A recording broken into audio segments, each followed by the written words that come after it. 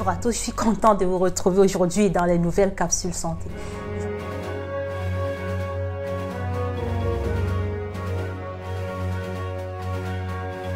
Précédemment que les brûlures de l'estomac peuvent être causées par Helicobacter pylori, donc cette bactérie dont je vous ai décrit. Vous pouvez retrouver mes vidéos santé dans ma chaîne YouTube.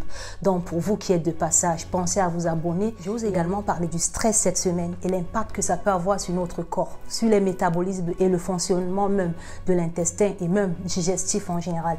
Donc aujourd'hui, je reviens sur les brûlures de l'estomac parce qu'il y a une relation. Donc, si vous êtes enceinte, vous ressentez une forte nausée avec des remontées. Vous avez cette fatigue chronique, cette asthénie. Afin de prévenir ou de guérir vos ulcères. L'autre fois, je vous ai décrit totalement ce que vous devez manger, ne pas manger par rapport à l'Helicobacter pylori surtout. Et aujourd'hui, je vais plus parler des autres cas qui n'ont rien à voir avec l'Helicobacter pylori, où c'est déjà dans les cas diagnostiqués où vous savez certainement que c'est soit par rapport à un médicament, ou juste vous avez exagéré par rapport à l'alimentation, ou vous êtes en situation d'obésité ou de surpoids. Donc aujourd'hui, je vais vous dire comment prévenir les crises douloureuses et surtout comment et quoi consommer aussi pour pallier directement et puis pour stopper la brûlure en fait.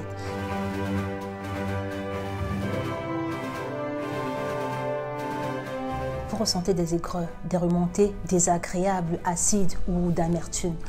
Ceci vous concerne aujourd'hui. Bonjour à tous. Donc je reviens par rapport à l'autre fois dont j'ai parlé de la brûlure de l'estomac. Je reviens aujourd'hui vous expliciter par rapport à une question dont une personne de ma page m'a demandé si on pouvait soigner des brûlures d'estomac par l'aloe vera. Donc ceci vous concerne, partagez la vidéo ou si vous êtes de passage, bienvenue, abonnez-vous et puis partagez avec vos amis.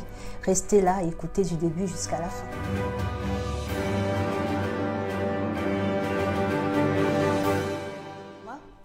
Les brûlures d'estomac décrivent cette sensation douloureuse au niveau du sternum, allant de l'estomac jusqu'à l'ésophage. Donc, tout d'abord, je remercie tous ceux qui sont dans ma page, qui aiment, qui partagent mes vidéos au quotidien. Et pour ceux qui ne me connaissent pas encore, je suis votre nutritionniste qui s'occupe de personnes malades, souffrant par exemple du diabète, d'hypertension, d'hypercholestérolémie. L'alimentation des personnes en cancérologie, par exemple, également de ceux qui ont des maladies génétiques comme la maladie de Crohn, la mucoviscidose. Je vous ai aussi parlé récemment de la drépanocytose. Donc, si vous avez des petits soucis par rapport à comment faire pallier avec des carences, des anémies, posez-moi toujours vos questions et je vous répondrai. Je m'occupe également des post et pré-sleeves dans ce qui concerne tout ce qui est de chirurgie bariatrique. C'est moi qui donne l'autorisation. Donc, n'hésitez surtout pas à me poser vos questions, à me solliciter quand votre chirurgien vous demande de contacter une nutritionniste. Donc, pour ceux qui ont des petits soucis aussi de stéatose, de cholestase, bref, je ne vais pas rentrer dans les détails, mais tout ce qui concerne le syndrome métabolique, dont l'obésité, le surpoids, les douleurs, la goutte, l'essoufflement, l'apnée de sommeil, l'insuffisance rénale, la dialyse, les allergies même, tout ce qui concerne l'intolérance alimentaire. Donc voilà, posez-moi vos questions et je vous répondrai toujours avec plaisir. Donc je m'occupe bien des enfants, des adolescents, des adultes, des femmes enceintes, des femmes allaitantes que des personnes âgées. Donc c'est plus une raison de ne pas me contacter. Donc des drépanocytaires, mucoviscidose, des personnes immunodéprimées ayant des hépatites, VIH, etc. Donc, je m'occupe des personnes malades d'ulcères, de diabète, d'hypertension, d'hypercholestérolémie, donc de troubles de comportement.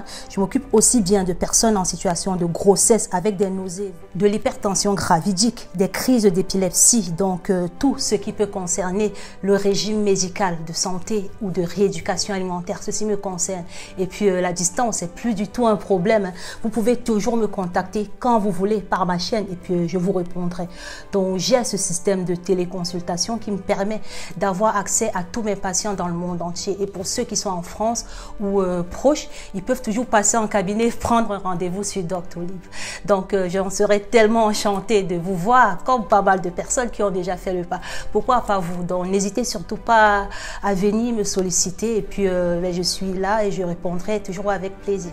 Je vous recommande de partager avec vos amis et surtout, abonnez-vous.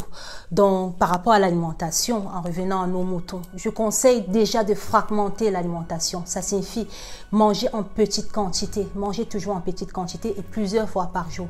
Vous pouvez manger jusqu'à 5 fois par jour. Ça, je recommande. Il y en a en situation d'obésité qui m'ont demandé s'ils peuvent jeûner pour pouvoir perdre du poids.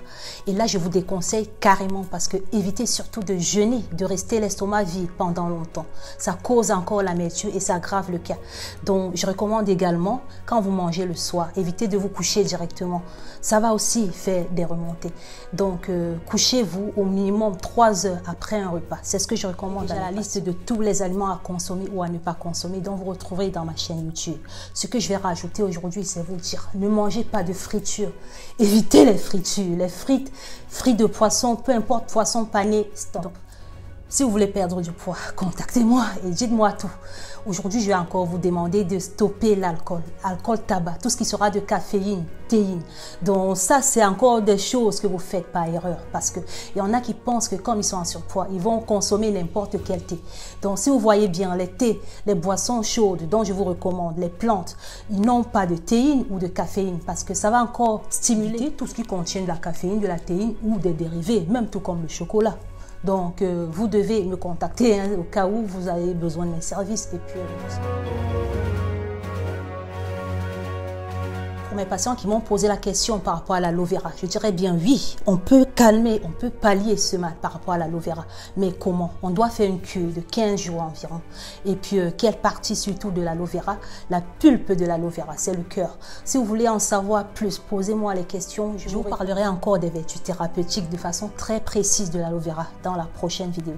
Aujourd'hui, ce que je vais vous dire, c'est que l'aloe vera est très appréciée en pharmacopée de par ses vertus cicatrisantes, apaisantes, régénératrices. L'aloe vera est très bien pour tout type d'acidité et même des blessures, qu'il y ait une lésion, une brûlure ou pas. Ça peut calmer. Par rapport à l'argile blanche, c'est aussi un bon cicatrisant de la muqueuse stomacale.